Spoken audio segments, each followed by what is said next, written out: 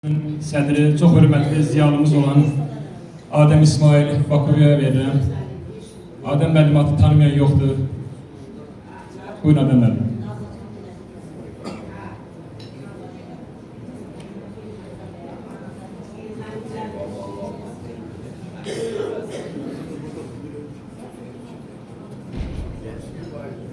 Axşamınız xeyir olsun, hər birinizi salamlayıram, əzizlərim. Burada gözəl qazi qardaşlarımız əyləşir. Şəhid ailələrin övladları, şəhid ailələrin valideynləri əyləşir.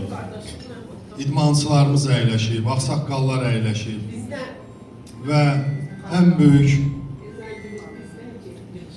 birləşmə bütöv Azərbaycanın övladları əyləşir. Hansı ki, cənab prezidentimiz İlham Əliyev, möhtərəm Ali Başkomandan son illərdə Azərbaycan yox, bütöv Azərbaycanı səsləyir. 2 gün öncə Xan kəndində Zəfər Parkının açılışında, Zəfər tağından baxanda Qərbi Azərbaycanın bütün torpaqları görsənirdi. Bu günləri düşünürük ki, biz bütün Azərbaycanı düşünməliyik. 44 günlük savaş qələbədən çox insanlarımızın, xalqımızın ruhunu özünə qaytardı. Hansı ki, 100 illərlə o ruh bir müddət ancaq 88-ci ildə böyük azadlıq meydanında əldə olunmuşdu birlikdə, bir də 44 günlükdə əldə olundu. Gənc nəsil, yaşlı nəsil, xanımlar, alimlərimiz, elm adamlarımız, sadə insanlar həmən zaman birləşdi və o ruh bu gündə davam edir. Hansı ki, tezliklə Zəngəzur yolunun açılışını görəcəyik. Bizim kəndlərimizin, Azərbaycanlıların orada yaşamağını hiss eləyəcək və ora köçməyi də biz gözləyirik. Və ən vacib odur ki, bir neçə gündən sonra həmişə deyirlər yeni il, mən deyirəm yox, Əmri Əli günüdür. Bunu Heydər Əliyev bizə bəxş elədi. Bütöv Azərbaycanlıları, 50 milyon, 60 milyonluq Azərbaycanlıları ancaq 31-i Dünya Azərbaycanlı Həmrəylik gününü elan eləməklə bizi bəzi qonşularımızdan qopardı. Rusiyadan və başqa bizi sevməyən insanlardan, o düşüncələrdən qopartdı ki, biz ancaq düşünə bilərik ki, biz həmrək bütöv Azərbaycanlılar kimi fikirləşə bilərik. Ona görə bu bayram bizim üçün əzizdir.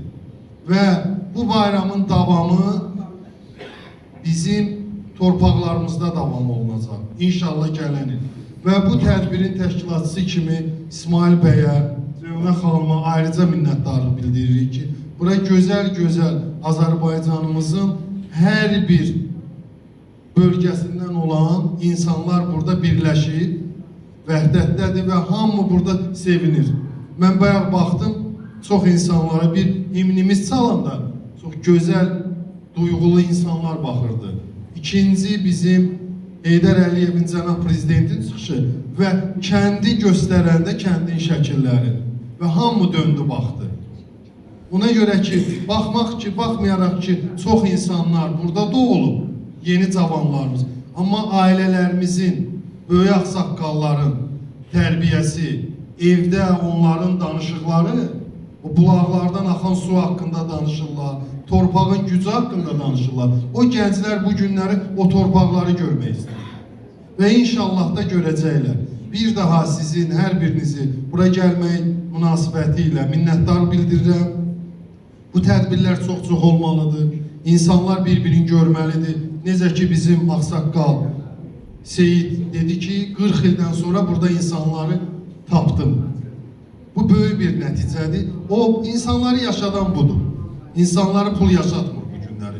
İnsanları yaşadan bu günləri ünsiyyətdir. Ünsiyyət, gənc nəsil mütləq böyüklərin əlindən öpüb, onlara xidmət göstərməlidir. Və bizim böyüklərin həmişə hörmətini saxlayan el-oba inkişaf eləyəcək. Necə ki, bizim bu el-obanın övladları inkişaf eləyir. Var olun, çox sağ olun.